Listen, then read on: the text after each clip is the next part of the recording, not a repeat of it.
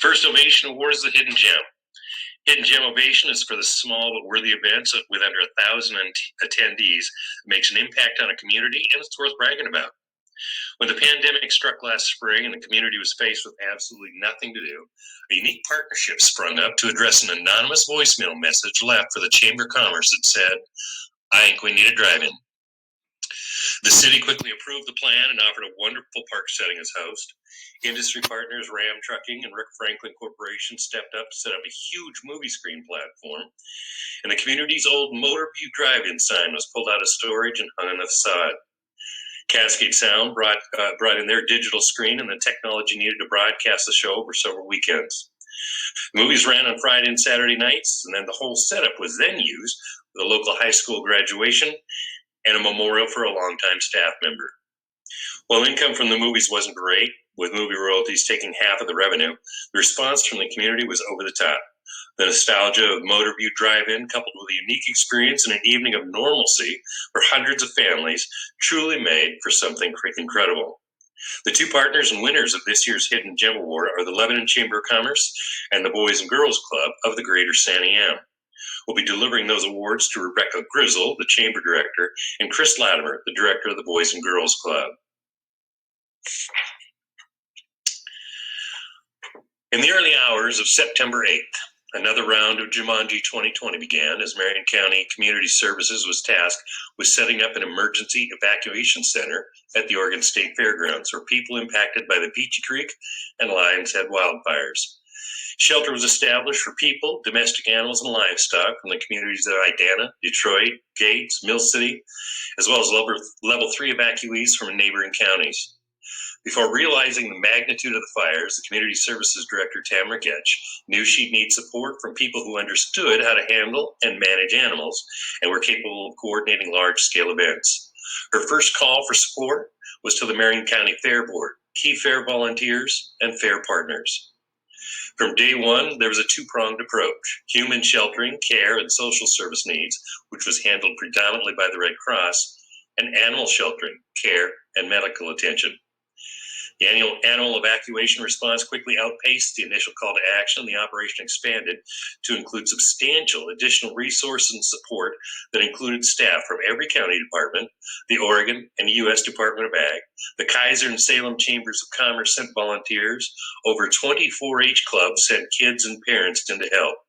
Elders from the LDS Church, Boy Scout troops, and dozens of businesses sent volunteers in to help, as they couldn't be on the job anyway due to the smoke. Early on, refugees and animals came streaming in at all hours of day and night. Intake and herd management was constant, tracking the animals, where they came from, who they belonged to, and any veterinary care that was needed. Beyond getting them in stalls, pens, and cages, all of the animals needed to be fed and watered twice a day. Every stall, pen, and cage had to be cleaned and bedded every day. And this went on for 30 days. As the event progressed, a new activity required substantial attention. The receipt of hay, feed, tools, and a ton of equipment most livestock owners had lost. Over 500 tons of hay came into the fairgrounds. Dozens of pallets of dog, horse, lamb, and chicken feed were donated. Companies like Coastal Farm and Wilco had trucks delivering daily much-needed supplies. They donated it all. What wasn't going to be used on site was then coordinated to be taken up the canyon for those that needed it out in their fields. On site, volunteers coordinated hot meals from local restaurants and food trucks for the refugees and the hundreds of on-site helpers. The spirit and the heart of Marion County Fair volunteers and all the others that jumped in to help was a beam of hope during those ash-filled sky days in September. Without exception, they provided help where needed, lent a listening ear, a smile, and support to the heartbroken. They gave aid and care to the animals and offered a supportive voice that said, "We're here and you're going to be okay." This year's Impact Award is being given to the Marion County and Marion County Fair. I'll be handing that award to Tamara Getch, the Community Services Director for Marion County.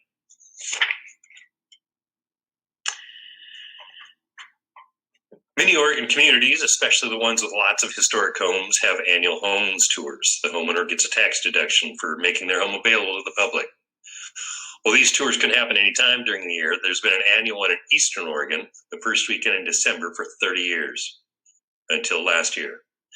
Knowing home tours wouldn't happen and it was a major fundraiser for this organization, our award winner turned lemons into lemonades, or in this case, mortar into gingerbread. The committee found 17 bakers willing to create replicas of the historic buildings out of gingerbread. With a plan to display the creations in downtown businesses, they quickly had more display locations than creations. Working with the local Main Street program, they incorporated a downtown scavenger hunt with 21 additional businesses, each posting a clue to the next stop that caused folks to explore the rest of the community. People voted for their favorite gingerbread homes, and word of the event got around to the area homeschooling parents who were also looking for something for the kids to do. So 76 kids built their own gingerbread homes, which were put on display in a bagel shop window. Finally, Art Roamers, a local arts company, jumped on board, creating several life-size gingerbread men that were added to the downtown ambiance and made for the perfect Christmas selfie. Community response was understandably incredible, and what was one weekend event became a month of December, and despite no admission, since it was entirely outside and wander on your own, they raised over $10,000, 3 times more than their original homes tour ever had. The committee felt this project defines the category of innovation, and we're giving that ovation to CASA of Eastern Oregon and Baker City. We'll be delivering the award to Mary Collard, who is the executive director of CASA. Finding normalcy in December in Oregon in 2020 was a bit challenging. Stepping up to that challenge and creating a beautiful winter wonderland most are familiar with was the Oregon Garden. Wonderful walk through an immense Christmas light display, fire pits to get warm by, vendors and artisans all add to that experience. Usually Christmas in the Garden hosts 60,000 visitors each year from all over the Pacific Northwest. Due to COVID, the event was reimagined so folks could safely enjoy the sights and sounds. Usually planning for a year, this last year they did it in 2.5 months as they responded to changes in the mandates. With a limited event budget, they had to get creative with their marketing. Not only invite people to come to see it, but to get their safety messaging shared in a timely fashion. During on-site news segments by KPTV and Coin TV, they made it a priority to share COVID protocol and what visitors could expect when they visited.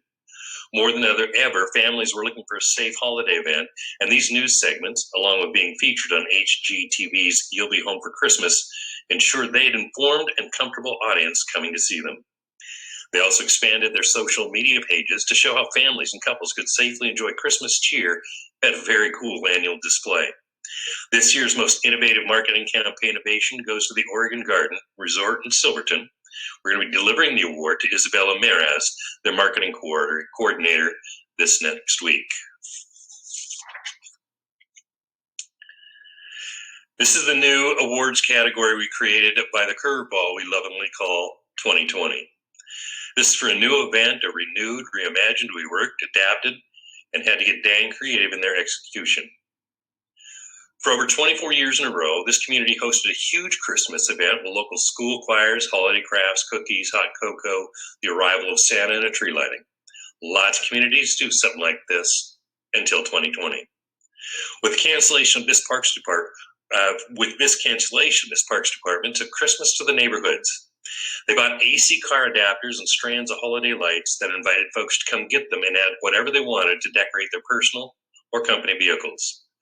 Then for 3 Saturday nights in December, they paraded through 3 different neighborhoods. Each of the 3 routes were 6 to 9 miles long and designed to include as many neighborhoods and apartment complexes as possible. By having the 3 separate parades in different areas, they're able to avoid crowds gathering to watch along those routes. And watch they did. Led by the local police and fire and a few big city trucks, all decorated for Christmas, they drove by hundreds of families, some sitting outside by portable fire pits or on their porches and balconies enjoying the parade. Grandmas were Facebooking with the grandkids to show them the parade. Participants had a blast decorating and then driving the routes to waving happy fans. City staff had a chance to see their positive impact on their community. Their social media was packed with positive, appreciative comments for creating the City of Tualatin's Holiday Lights Parade. The first recipient of the Shapeshifter Ovation will be getting that award to Heidi Marks, the event coordinator for the City of Tualatin.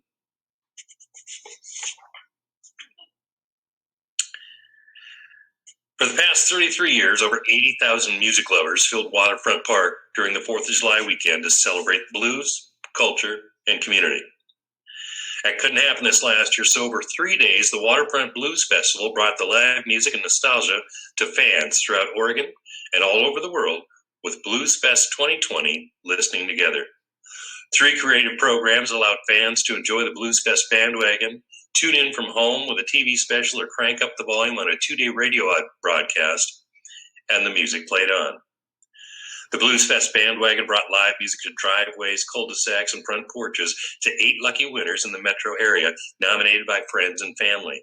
Over 200 nominations were received, but those 8 saw a live band for a 90-minute performance that were both electric and emotional. For those not on the bandwagon stop, the Blues Fest broadcast brought tunes to fans on their couches with a 2-hour special on Coin TV on the 4th of July. The show has celebrated some of the most memorable past performances from the waterfront and was capped off with a replay of the festival's awe-inspiring 2019 fireworks display produced by Western Display over the Willamette River. Finally, fans were covered with a soundtrack to their holiday with a 2-day radio broadcast on KBOO, who offered 16 hours of crowd-favorite sets and behind-the-scenes stories from the past 33 years of that festival. Usually drawing attendees from all 50 states and over a dozen countries, they all still had a chance to be part of the blues this last year. The event also promoted Music Cares, a charity founded by the Recording Academy that provides a safety net of critical assistance for music people in times of need. The 3-decade effort to fight hunger continued on as well, with a focus on Meals on Wheels, and raised an astounding $15,000 over the weekend for that cause. The Waterfront Blues Festival and Blues Fest 2020 was easily chosen as our 2020 Music Festival of the Year. I'll be getting that ovation to Tyler Fuller, the owner of that festival. Congratulations, Tyler. After a wildly successful rebirth of their event in 2019, our next winner was very much looking forward to adding to their success this last year. As an arts center, they ended up being closed for almost 2 months instead, and were then in a position of simply surviving and supporting their community. With a strong desire to hold their event dates and stay on people's minds, they had to reinvent their relatively new event.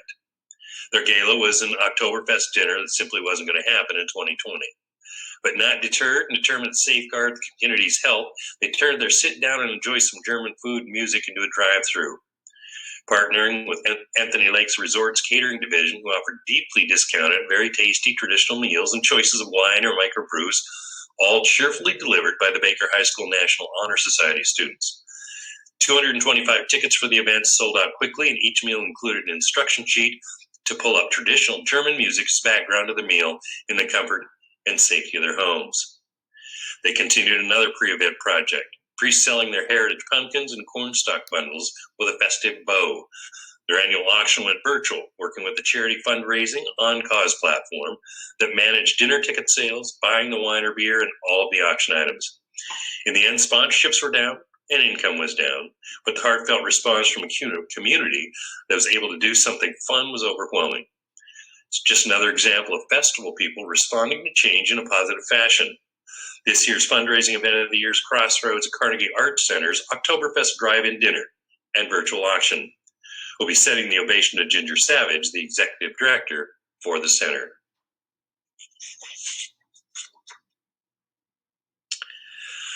Our festival year, with a budget over $150,000, took 30 minutes to drive through, about a third of a mile. Over 60,000 visitors over the course of 6 weeks got to enjoy the fun, inclusive holiday experience together while in the safety and warmth of the cars. Through grant funding and city support, they were able to offer the experience for free for everyone. The focus of the event was to create inclusive displays, boasting a wide display and variety of themes. Third mile of an astounding number of lights with seasonal vignettes ranging from funny to familiar, think Santa's elves, to dazzling delights for everyone. Free treats and coloring books were handed out to every visitor as they came in, and music timed to each display played on radios. Theme nights encouraged people to dress up and put their own fun spin on the event. This is just another one that will be back year after year, and it's called Lightopia, was produced by the City of Hillsborough. This is our festival of the year with a budget over $150,000. Stacy Alberg, the event supervisor, will be getting something cool to put on display in the Hillsborough Parks Department this next week. Our festival of the year with a budget under $150,000 has this description.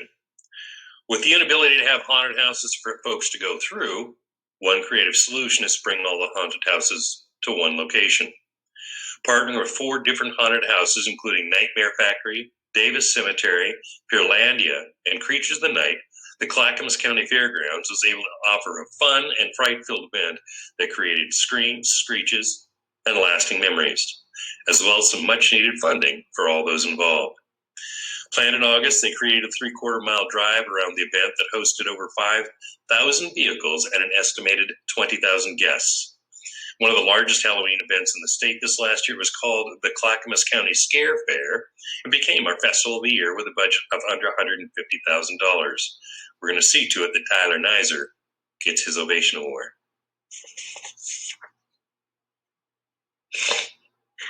The Supplier of the Year Ovation gives festivals and events a chance to tell us about all the good ones, the ones that go above and beyond the call of duty.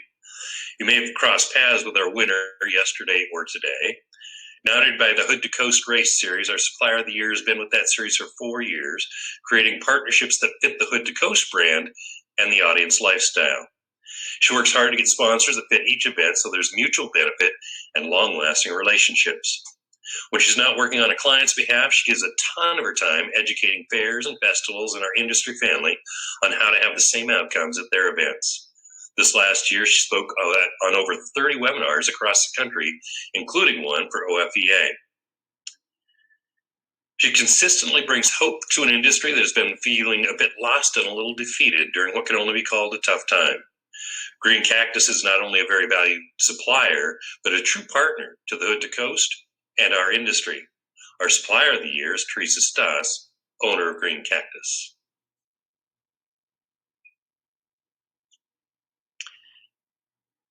As you're creating a list of potential sponsors for your event, I have to think putting a company that builds stairs likely wouldn't cross your mind. Didn't mine. Now, these aren't stairs up to your back deck or down to your basement. These guys build stairs for some of the largest buildings in the country, and they're based in Salem.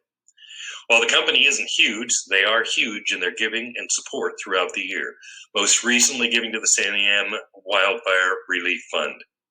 But that's just the start of the list. In 2017, the Gardner family lost their oldest grandson to suicide.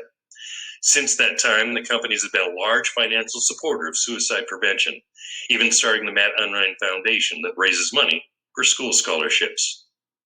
Their company helps organize rallies and speaking events and more to raise awareness on that subject. They provided a trailer for on-site staff to use during the wildfire evac project at the state fairgrounds. They provide financial support for the Recovery Outreach Community Center, help fund the Marion Pope Food Share Program, raise $600 from their employees to give the Union Gospel Mission money to buy socks and beanies for the winter.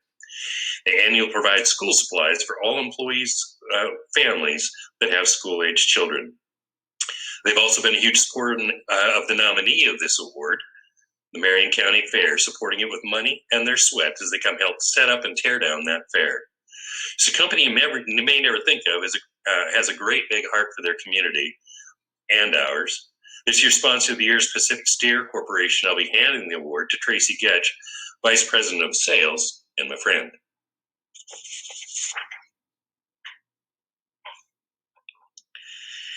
If you haven't been downtown Albany recently, you owe it to yourself to check it out. You really do. Lots of great restaurants, shops, breweries, and a pretty cool carousel for the kids or the grandkids. That downtown is improved in part because of their very active downtown association. Our volunteer of the year is described as an amazing asset to the association and that downtown.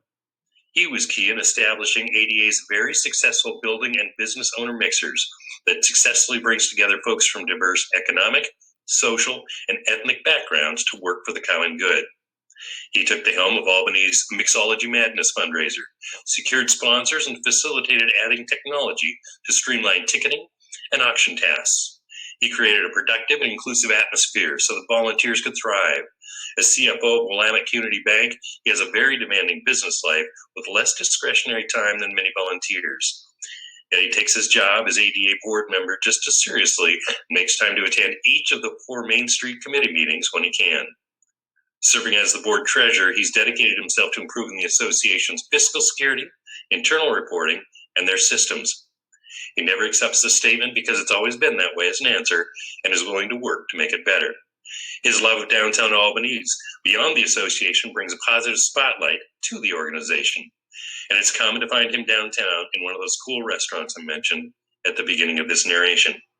Oregon's Volunteer of the Year is Bob Moore. Congratulations to all of our Ovation winners for 2020. I'm of the opinion if you were actually able to have one or more events this last year, you all deserve an award. So a very small bit of housekeeping. Put this conference on your schedule for next year. It's going to be live. I'm going to have a chance to heckle you in person. We're going to Seaside, February 24th through 26th. Put it on your calendar now.